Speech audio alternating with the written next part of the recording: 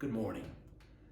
All week long, Wendy and I have had a great time reminding us of how you and I have the power to let God use us to be His hands in the world, sharing His love and bringing hope to all by choosing to be kind. We've learned that no matter how old or how young, how rich or how poor, God can use us in the most simplest of ways. Everybody has something to offer. It started by looking at the scripture last Sunday with Elisha and the widow and what she had to offer. We've looked at the importance of smiling at a cashier or a 14-year-old boy mowing the lawns of veterans. Now, there's so many ways that everybody can offer something. And that's what I've loved about St. Luke's. It has been our spirit for 132 years. For 132 years, St. Luke's has proclaimed that value of sharing God's love and bringing hope to the world. You remember it was on that Monday, April the 22nd, 1889, they fired the gun at noon and people came rushing across the prairie, and the Army Corps of Engineers had laid out a city, and we went from 0 to 10,000 population in one day. That very Sunday, April the 28th, the very first Sunday after the land run, St. Luke's met, and we've been worshiping ever since in Oklahoma City. The first pastor was W.P. Shaw. He stood about 6'6", and he wore a top hat. Most people in that day were 5'2", 5'3", back 130 years ago. He towered over people. But when you came rolling into town and you had your wagon, he was one of the very first to show up, and he would help to unload your wagon. And then he would invite you to church.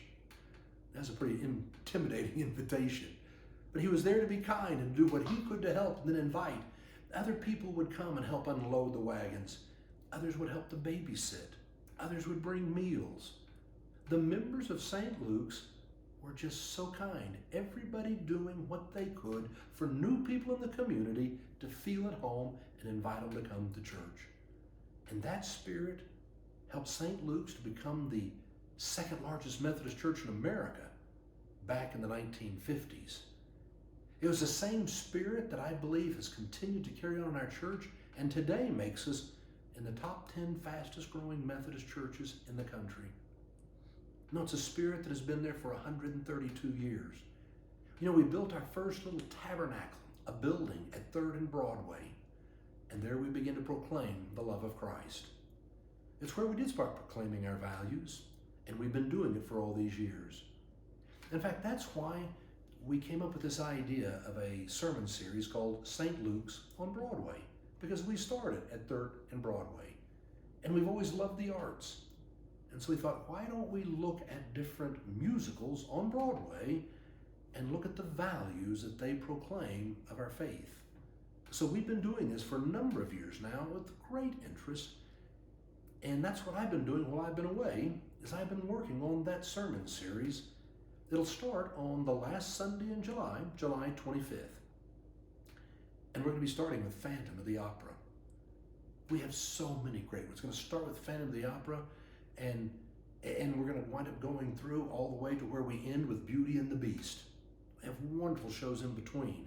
And this year, something's going to happen that has never happened before and will never get to happen again. Every Sunday, except one, we're going to wind up having performers from Broadway singing on Sunday morning. The one Sunday that we won't is the Sunday of Matilda, and because Matilda's a children's show, we're going to have our children, the future Broadway performers, who are going to be singing that morning, and it'll probably be the best of the whole series because they're our kids. But you're going to have the opportunity to hear all the people who came and put on the concert at St. Luke's a month ago. Every Sunday, at least one of them is going to wind up being back. Mondays, 2 at a time. It's going to be an incredible series. So I hope you put it on your calendar. And what's going to happen is starting next Monday, every single day, Wendy and I are going to be telling you something about Phantom of the Opera to be preparing you to kick off the series on the 25th of July. Put it on your calendar. There's nothing like being in church together and being able to worship. And if you can't be there, be sure and be online. It's going to be great. Until then, we're going to keep thinking about the values that makes us who we are. The special spirit at St. Luke's, which really is about sharing God's love and bringing hope to the world. You and I can do that if we'll go out this weekend and remember how we are called to be kind. Have a great weekend.